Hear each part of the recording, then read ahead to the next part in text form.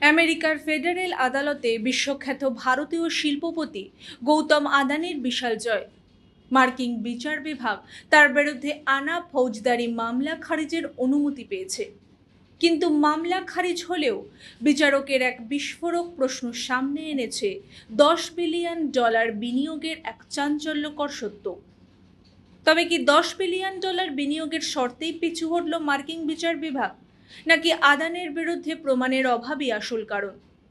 ব্রুকলিনের মার্কিন জেলা আদালতের বিচারক নিকোলাস গারাউফিস আদানের বিরুদ্ধে দায়ের করা ফৌজদারি মামলাটি খারিজের অনুমোদন দিয়েছেন।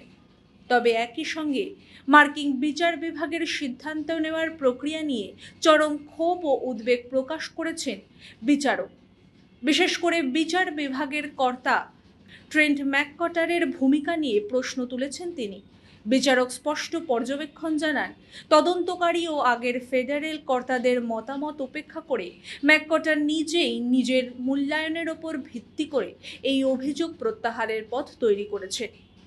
মনে করিয়ে দিই, 2024 সালে আদানির বিরুদ্ধে অভিযোগ উঠেছিল সৌর বিদ্যুৎ প্রকল্পের অনুমোদনের জন্য ভারতীয় সরকারি আধিকারিকদের ঘুষ দেওয়ার চুক্তি হয়েছিল এবং মার্কিন বিনিয়োগকারীদের ভুল তথ্য দেওয়া হয়েছিল।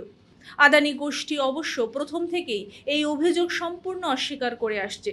অবশেষে মামলা খারিজের পর গৌতম আদানি আদালতের সিদ্ধান্তকে স্বাগত জানিয়ে বিচার প্রক্রিয়ার প্রতি গভীর শ্রদ্ধা প্রকাশ করেছেন। ফৌজদারি মামলা খারিজ হওয়া নিশ্চিতভাবেই বড় স্বস্তি পেল আদানি সাম্রাজ্য। তবে এখানেই শেষ নয়। ফৌজদারি মামলা মিটলেও সিকিউরিটিজ অ্যান্ড এক্সচেঞ্জ কমিশনের দেওয়ানি মামলায় $6 মিলিয়ন দিতে সম্মত হয়েছে গৌতম আদানি। তার ভাইপো সাগর আদানি দেবেন $12 বিলিয়ন, আর ইরানের ওপর মার্কিন নিষেধাজ্ঞা সংক্রান্ত বিষয়ে আদানি এন্টারপ্রাইজ $275 বিলিয়ন জরিমানা মেটাতে রাজি হয়েছে। সব মিলিয়ে মামলা মিটলেও বিচারকের সেই ঐতিহাসিক মন্তব্য এখন বিশ্বজুড়ে প্রশ্ন তুলছে। আইন শাসন তবে সাধারণ মানুষ আর ধনকুবেরদের জন্য কি আলাদা? মার্কিন আদালত গৌতম আদানির এই মামলা খারিজ হওয়া নিয়ে আপনার কী মতামত? কমেন্ট সেকশনে অবশ্যই জানান। আর এমনই সমস্ত গুরুত্বপূর্ণ আপডেটের জন্য আমাদের মাধ্যম চ্যানেলটিকে সাবস্ক্রাইব করে বেল আইকনটি প্রেস করে রাখুন।